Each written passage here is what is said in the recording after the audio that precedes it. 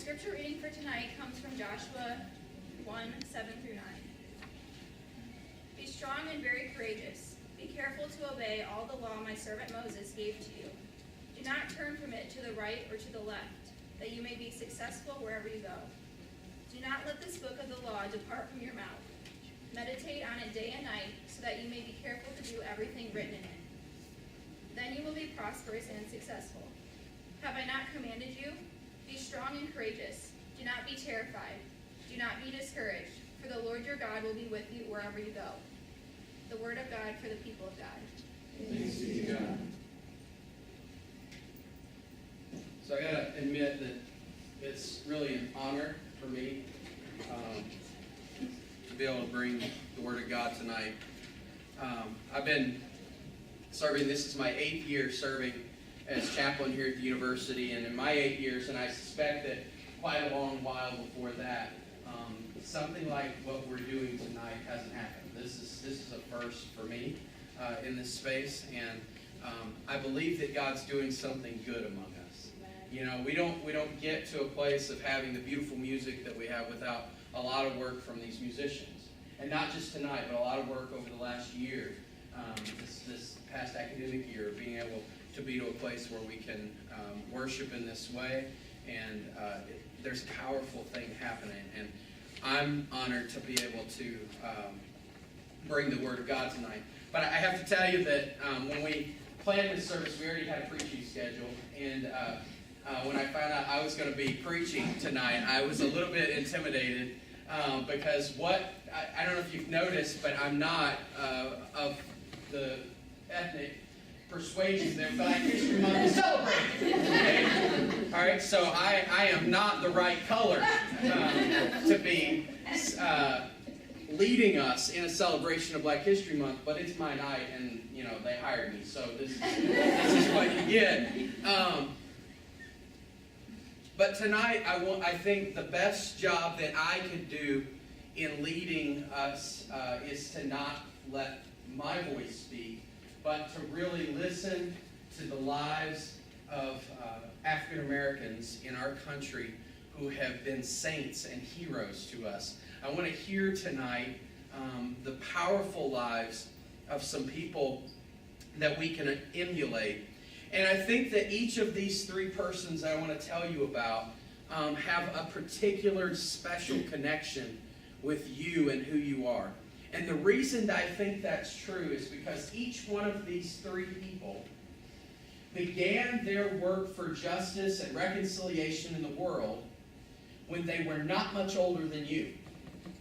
2 of them in college and right out of college, and another one when he was in his 20s. And so these people were leading the change that we now enjoy when they were your age. This isn't a wait kind of moment. This is a now kind of moment. I hear many of you talk about the world that you want to live in. I hear you talk about your passion for justice and equality. I hear you speak passionately about righteousness. I hear you talk person after person telling me that you want to make a difference in the world. Well, here's 3 heroes of our faith who can teach us what it means to work for justice and what it means to work for what truly matters in the world. The first person I want to tell you about is my friend Ella Baker. Now, I've never met Ella Baker. She died when I was 3. Okay, but Ella Baker has been my hero for the last couple of years as I've learned about her life. Ella was born in 1903. And she was born in Virginia, and she grew up in North Carolina. And Ella's grandmother was born a slave. And she was a deeply religious and faithful woman. And Ella's grandmother poured into her. She prayed for her, and she taught her the scriptures, and she invested her very life into her granddaughter. And Ella was a proud woman, and when she was about 18 years old, she went off to Shaw University. Shaw University is the oldest historically black college in the South. It is a Baptist school, And she went and she got trained not only in her academic discipline, but also in the way of faith. And Ella, when she graduated college, she graduated valedictorian of her college, and she went to Harlem, because Harlem in the 1920s and 30s was like this center of black cultural revival. There was beautiful music and beautiful art, and this was the place where if you were an intellectual in black 1920s and 30s, you wanted to be in Harlem. And so Ella goes to Harlem and she starts a co-op. And she bands together a bunch of people and she says, let's use our buying power to reduce the prices that we're paying for groceries and to reduce the prices that we're paying for rent. We're going to use this co-op to make it easier for us to live. And so she organizes around that principle. And then Ella goes on from there to become a field organizer for the NAACP. She eventually becomes the national director for the NAACP. And she travels throughout the South trying to teach people about how to protest for justice, trying to register people to vote, and trying to lead the justice movement against the unjust laws that she saw in the South. Now, Ella became particularly known, and this is one of the reasons that she's become a hero of mine, is she became particularly known for amplifying the voice of the average person. And so that was her sort of way in being in her work through the NAACP. She eventually becomes the founding director, the first staff person of a Southern Christian Leadership Conference. SCLC was the organization started by Dr. Martin Luther King and a group of young clergy in the South.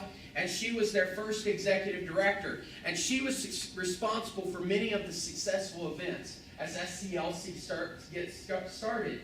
And one of those events was a conference at Shaw University. And she organized a conference for college students, and they eventually organized to become the Student Nonviolent Coordinating Committee. Some of you may have heard of SNCC. SNCC was one of the most powerful civil rights organizations in the South. It was a national group of young people, college students, and young people who are organizing sit-ins to help desegregation. They are staging these powerful demonstrations, including they organized voter registration drives. They organized an alternative for the Democratic Party in Mississippi. The Democratic Party in Mississippi was segregated, and they organized this whole alternative leadership structure so that blacks could participate equally in the Democratic Party in Mississippi. And then they helped organize the 1963 March on Washington. And here's the thing about Ella Baker, and I already sort of hinted at this, but I want us to talk about this a bit more. If you were a part of these movements, if you were a part of SNCC or SCLC, or you were part of these civil rights organizations, then Ella Baker was larger than life. She was a legend. But if you were not part of these movements, you probably never knew her name. I was taking a poll. How many have ever heard of Ella Baker before? So like maybe 8, 10 of you. She's not a name we know, right? She's not like MLK where everybody celebrates her. We didn't know about Ella Baker because she was never front and center.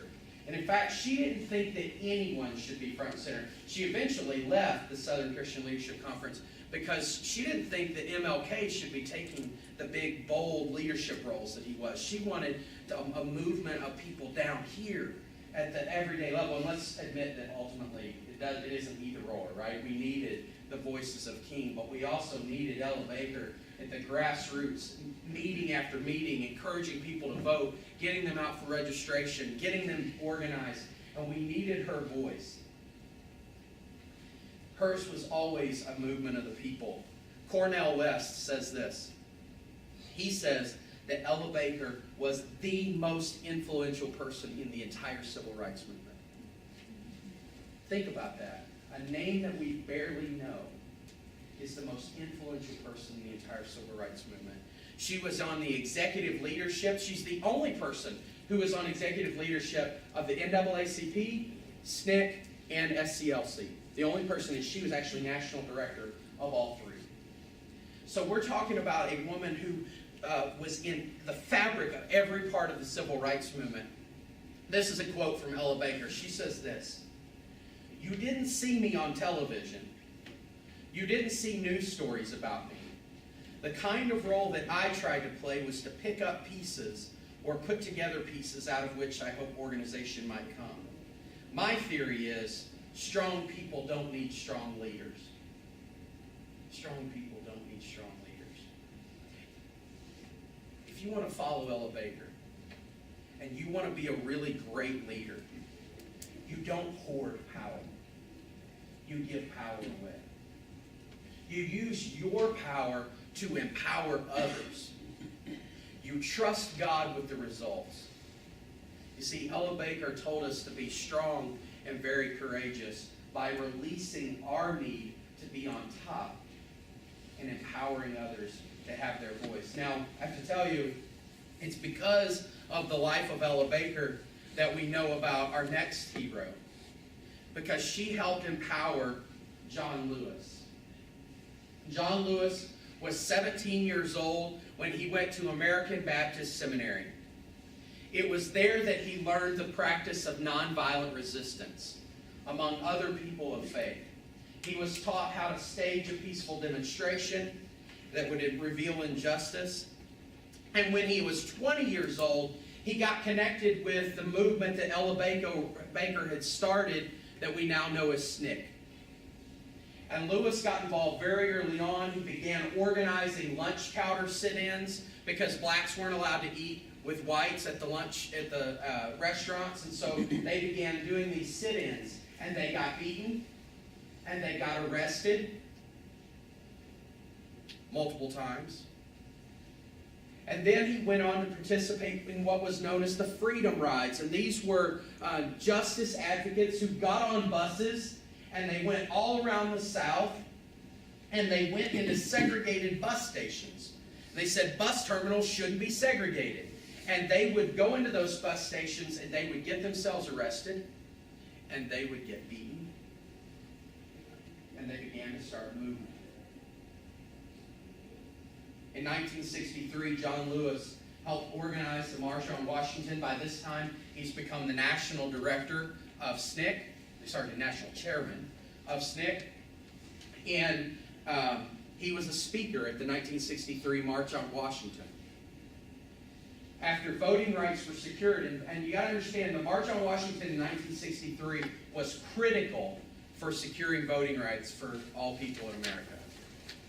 And after they secured those voting rights, there were still many places where John Lewis says that voting registration was less than 2% in some places in the South because of the barriers that had been put up. And so he goes to the South and he begins to try to break down the obstacles to registration for voting. And the sort of most famous moment, the moment where he becomes one of the national leaders in a really powerful way, was at the March on Selma, Washington. In Selma, they were marching to demonstrate for voting rights and to end the kind of practices that were stopping voting rights, really. And the police are waiting for them at the end of that bridge. And just a few moments after that picture right there was taken, John Lewis and all the people with him were beaten by the police. John Lewis was, his skull was fractured with a nightstick. And they got it all on film. And they put that film before the national coverage. And it began to change the tide because the violence of segregation was put on display for everybody. But John Lewis didn't end there. And I have to say that I think the most amazing part of John Lewis's life is that he began this fight when he was 17 years old, but he's not done yet. John Lewis, in 1986, was elected a member of Congress, and he still serves in the Congress as the congressman for the district that encloses most of Atlanta, Georgia. And he has been known to be called the conscience of the Congress, because in every instance when justice is a matter that has to be taken up, he will stand speaking out to his colleagues in ways that many other politicians are not willing to do.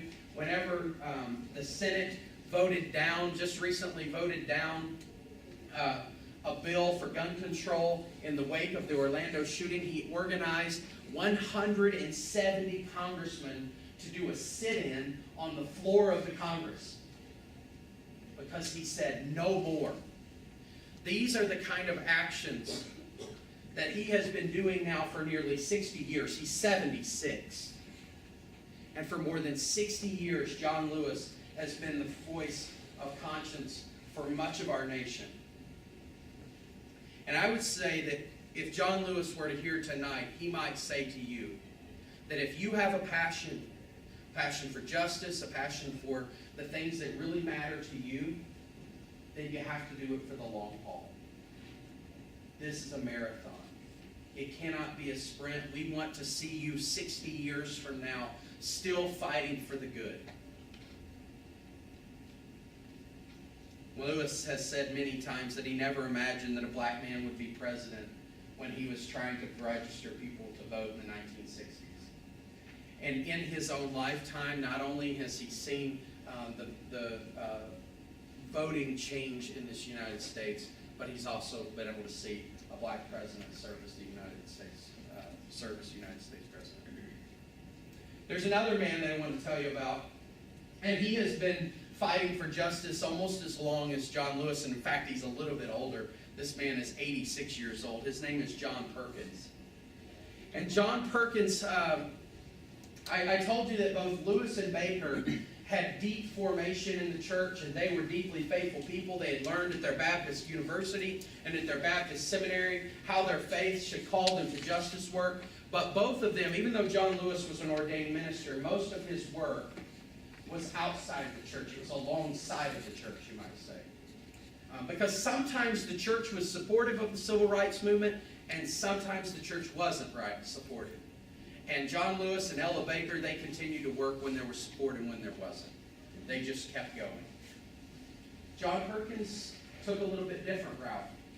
Perkins was born in rural Mississippi, and he dropped out of school in 3rd grade. And when he was about 16 years old, his brother, Clyde, came back from World War II. Clyde had earned a Purple Heart in World War II, and he returned to rural Mississippi. And one night, his brother Clyde is being beaten by a deputy marshal. And Clyde reaches around to try to stop the nightstick from hitting him again. And when he does, the marshal takes a step back and pulls his gun and shoots Clyde twice in the stomach, and he dies. And John was 16 years old, and he knew that if his brother, the Purple Heart veteran, wouldn't live in rural Mississippi, that he might not either. And so he got on a bus, and he went to California, and he got a job, and he started living in California. But God got a hold of John Perkins, and he became a Christian, converted to Christianity. He eventually becomes an ordained Baptist minister and begins preaching in California. And lo and behold, God called him. God called him to go back to Mississippi. And so he moves back to Mississippi, not far from where he had grown up, and he plants a little church. It wasn't much of a church. It wasn't much to talk about. It was a small congregation. But this church had a different vision for how they were going to minister to their community. Because they started, first of all, they started a co-op. I told you how Ella Baker had started her co-op. Well, now John Perkins starts this little co-op to begin increasing the purchasing power of poor people in rural Mississippi. And then through their church's ministry, he starts a family health center. It was really a clinic for those who couldn't afford health care. And they started providing health care for 11,000 people a month in their rural county. Powerful out of this local congregation. In 1977, they started the first ever kindergarten in their county. That kindergarten eventually becomes a preschool and an elementary school as well. And then about 10 years later, they bought a 120-acre farm, and they started growing food for their neighbors, and they started teaching people how to farm so that they could better their own income. So this little church has really learned to do ministry very differently than many of us imagine. And John Perkins took this philosophy of ministry that he had developed, and he started an organization that's now called the Christian Community Development Association. Christian Community Development Association, if you are a social worker, you should be pulling out a pen right now and writing that name down. Okay? Because Christian Community Development Association is an amazing group of churches that are organizing their ministry in very different ways so that they can begin to be agents of social change in their local community. Today, the Christian Community Development Association is 4,000 congregations across the United States. And John Perkins has infused those folks with his philosophy of ministry. 30 years now, they've been changing the way that ministry looks in these churches, because Perkins knew that the church could be a key to the healing of communities. He knew that the church could be a source of power for hurting people. He knew that the church could proclaim the coming kingdom of God if they would only be the coming kingdom of God. It was a bold and courageous move. We hear about Ella Baker, who empowered people to lead without recognition for herself. John Lewis was one of those people that she's empowered, and he goes on to live a life of 60 years of giving himself for radical social action and justice. John Perkins, too, has lived a life of peacemaking and reconciliation, but he's done that right at the heart of the church's ministry. These three set an example for us. They were bold and courageous. Like Joshua crossing into the promised land, they saw an opportunity to make a difference in their communities, and they walked into the promised land. And you all have that kind of opportunity too. The future is ahead of you, and the future is beautiful. You have a passion for justice. You have a passion to be healers. You have a passion to heal and serve your communities. You have told me so many times that you want to make a difference. And I want to commend these three heroes of the faith, that they might be our guide as we pursue God's kingdom. Amen.